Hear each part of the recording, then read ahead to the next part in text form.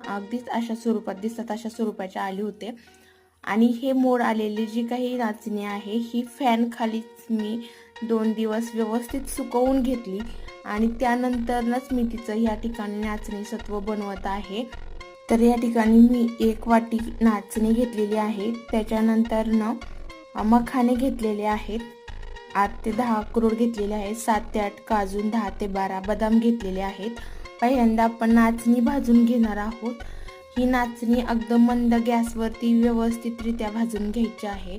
अति घाई करायची नाही, त्यामुळे नाचणी करपू शकते. त्या नाचणी भाजून झाल्यानंतर मी हे ड्रायफ्रूट्स जे आहेत ते देखील व्यवस्थितरित्या भाजून घेतलेले आहेत. त्यामध्ये कोणत्याही प्रकारचं तेल किंवा तुपाचा वापर केलेला नाही आहे. मखाने भाजून घेताना देखील हीच काळजी घ्यायची की मंदच गॅसवरती भाजायचे, कारण मखाने खूप पटकन करपतात.